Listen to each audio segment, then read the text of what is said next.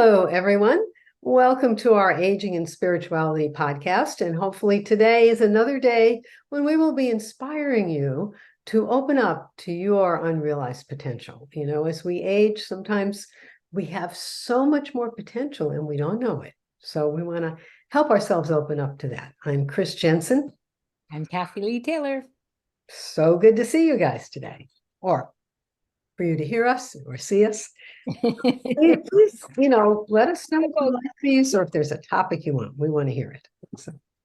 So today I want to talk a little bit about caregivers. Are you a caregiver for a loved one? You know, you never know when someone will end up with cognitive or other health issues. And it's important to know the signs of caregiver stress and resources for help. As we age, so do our parents or spouses or relatives or friends. And it's important to provide care and love and the nurturing they need. And it's also important that you take care of yourself during that time. You could be a caregiver for a long time. And that's a wonderful thing. It's a good thing to do. And you won't be able to be of help to anyone else, though, if you don't take care of yourself, too. So if you have anyone in your life that you're a caregiver for or might potentially, stay tuned because you want to hear the signs of caregiver stress as well as resources and simple ways to stay in a healthy state of mind and body. Both are important.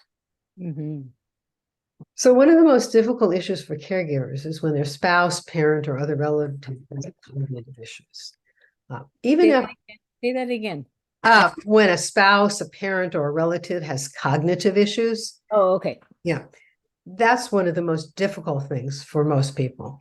And even after the person is diagnosed, most people with any form of dementia don't understand that they have a cognitive issue. And that makes it twice as difficult. They are often obstinate about doing anything you ask or anything different. I'll give you an example. My daughter is taking care of her dad, who's I like to think of as my starter husband. In any case, he has dementia. He's not really off the chartsy, but he's got dementia and some other health problems. And one of the things as part of his dementia, he does not like to shower or take baths. And it's a real issue. I mean, she has to go through all kinds of machinations and forcing him going in. Like he has a unit. They have their house, and then he has a separate unit within the house. And she has to go down there and literally force him into the shower and force him to put clean clothes on. And those things are necessary, but it's very stressful. She also has a toddler, so there's a lot of stress. Yeah. And, it's just very difficult. And I wanted to talk about some of the signs of being stressed because you often overlook that when you're giving this care to someone else. And there are things you can do about it. And, there are also difficult things you have to do as a caregiver. Like my daughter sometimes has to be very firm about he has to shower sometimes, I mean, there's some things she can let slide, but that is not one. And it's hard. Sometimes you have to do really hard things. I have someone that I've been friends with for a long time who has cognitive issues. And I had to deliver to her some very difficult news. I mean, she's been teaching yoga for a long time and had to tell her that, that's not okay anymore. And she can't understand that. She just can't understand it. And so it's challenging, but we have to be able to do this and deliver this kind of information to people sometimes with love and kindness, but it's necessary. Can I ask a question about that? Because I've never had to deal with somebody that has dementia. And so my question is, does the part of the brain that is watching and witnessing what's going on, is that not functional? So they couldn't tell you that they weren't able to remember. They would just not remember, and that would seem normal to them. Is that what's happening? Well, two things. One is they just don't remember. But then it depends on where they are in the dementia. You know, in the earlier stages, they know, gee, I can't remember that, you know. That person looks familiar, but I can't remember who they are. As they progress, it may be someone they knew 2 days ago and they'll see them and they don't know who they are. Don't know who they are. So it just depends, and it depends the different kinds of dementias, but the memory is always at play in it. They're always not being able to remember. Okay, so is the mind just like introverting in a way that they're not relating to the outside world, or they're just like closing No, down, not no, connecting? something is not functioning. But, Okay. and the person I was just talking about with teaching the classes, it's prefrontal dementia. So the executive portion of the cortex is just not functioning properly. And, Okay. you know, like the hippocampus is shrinking. So things in the brain are just, you know, they're just It's not not working. working right. That makes more sense to me. I've heard Dr. Amen talking about the prefrontal cortex and one of the things that can damage it. Some of it is like things like alcohol, Mhm. marijuana, stuff like that. And the brain starts acting like that, like it can't remember and can't focus the way it used to, and just Yeah. doesn't, there's no blood flow going there. So Yeah, right. not And that working. portion of the brain is your judgment and your decision-making ability. Right, okay. Yeah, and then you just can't, you know, you don't know that you can't think that well, but you just can't figure things out, you know. Everybody else knows. Everybody else knows. That's it, yeah. Everybody else knows. And so Yeah. it's very stressful Yeah. to be a caregiver or to care about somebody who has, you know, in this state. Yeah. Loved one. And very often you're so focused on the person that you don't see the effects on your own health and well-being. And so I wanted to just talk about what are, according to the medical community, the signs of caregiver stress. Feeling burdened or worrying all the time, Mm. feeling tired often, sleeping too much or not enough, gaining or losing weight, becoming easily irked or angry, losing interest in activities you used to enjoy, feeling sad, having frequent headaches or other pains or health problems. That's a big one. Misusing alcohol, drugs, including prescription medications, and missing your own medical appointments. So this is all because you not taking care of yourself because you're taking care of somebody else. Taking care of somebody else, and there's a lot of stress involved. And this is the sign that you're stressed. Okay. So too much stress, as we all know, is a big detriment to your health, mentally, emotionally, and physically. So as a caregiver, you might feel depressed or anxious too. And you might not have enough physical activity, or you might not be eating a balanced diet because you're doing all this stuff. All of these increase your risk of health conditions. So there are tips that we're going to share with you to help with this. It's all about relieving the stress. It's not that you're not going to be taking care of that person, but you're going to be doing it from a place that is more relaxed and less anxious and stressed. Mm. Number one tip is ask for and accept help. Help. Make a list of ways in which others can help you, and then let them choose how to help. You know, just anybody, any friends or family who offer help, accept it and include ideas. You know, take regular walks with the person you're caring for, cooking a meal for you. Let someone cook a meal for you or help you with medical appointments. Let someone maybe take the person to a medical appointment for you sometimes. Okay, that's tip number one, and that's a big one because really there's often more help out there than you know. I mean, friends and Or want to ask for. A lot of women won't ask. yeah, I know. And you have to. That's why the first thing is ask for and accept help. Ask for it because people are willing to do it. There's a guide, the AARP has a caregiving guide for resources, and we'll put the link in the show guide. But that's also very helpful to get help and to make connections. But you know, you'll be surprised how many people are willing to help if you ask.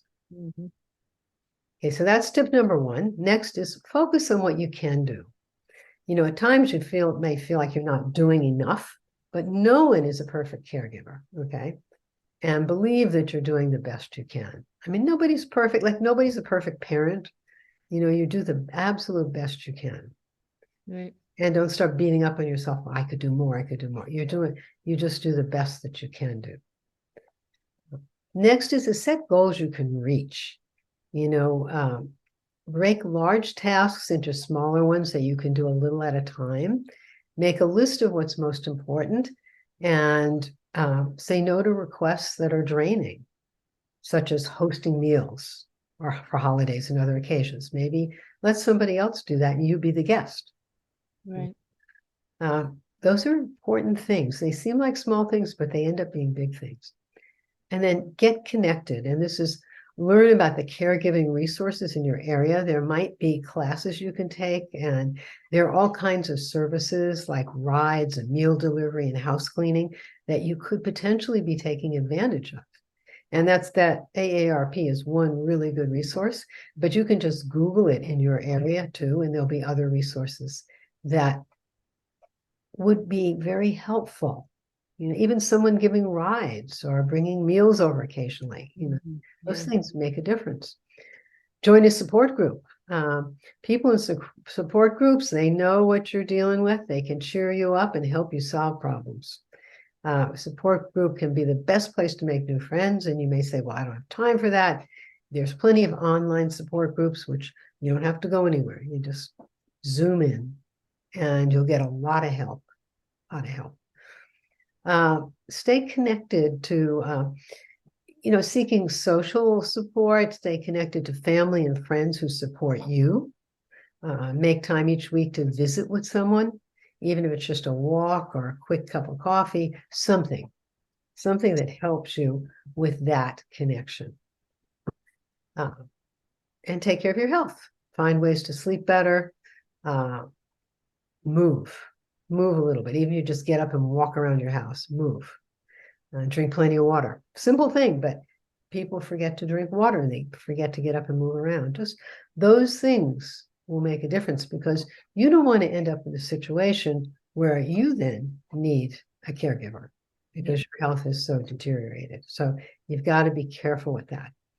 And then here's another one, just because it's one of the best things we can share with you, and because we have been involved in yoga for years and years, is find yourself, find your spiritual center. One of the best ways to stay healthy, mentally, emotionally, and physically, is by finding out, you know, inside you, there's a place that's peaceful, joyful, loving, and powerful.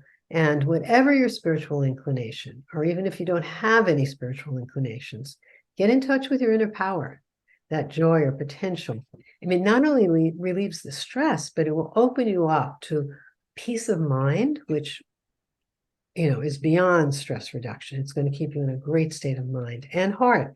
And keep your heart filled with more joy and love, and that'll keep you a lot healthier. So I want to just share two things that will help. As I said, it doesn't matter if you have any spiritual inclinations or not, these will help you.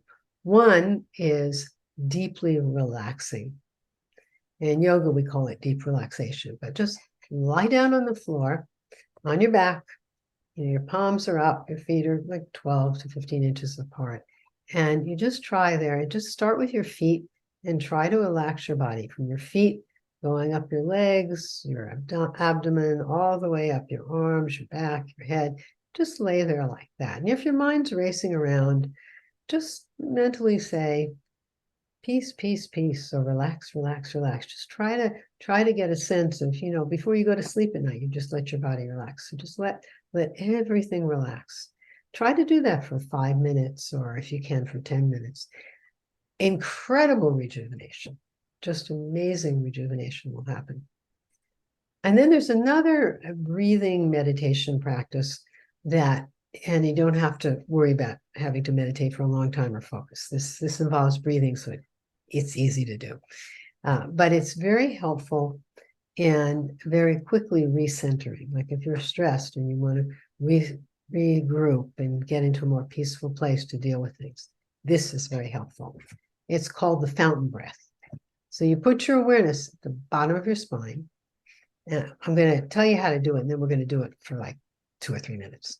So you inhale and you sense this white light's moving all the way up your spine. It comes into your head here, and it comes above your head, and you're inhaling while you do this. You inhale and you sense this is coming all the way up here. Then you exhale, and this white light pours down over you, just like a fountain pouring this white light over you. So we're going to do let's do 4 of those breaths, and you'll see very quickly how it makes you feel more peaceful and more centered. And that can help you if you're feeling really stressed in one of these situations. Just stop, walk into the bathroom and go anywhere where you want and just do this.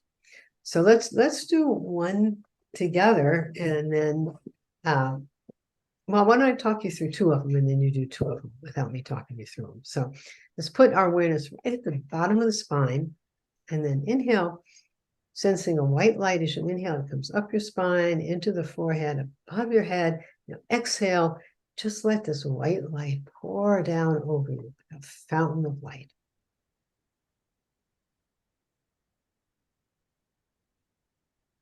Let's do another one now. Awareness at the base of the spine. We're inhaling. We're bringing that light all the way up into the forehead, above our head. We're exhaling, and the light pours down over us.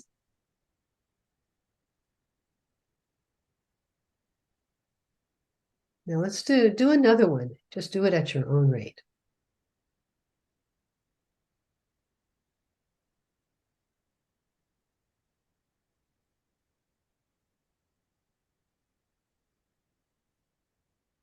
Then one more.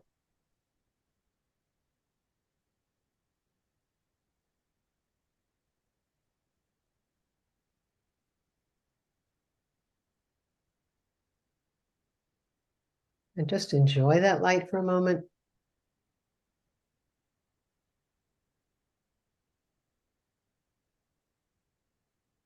Open your eyes. Didn't that feel good? Yeah, very. See, it was quick. It was easy.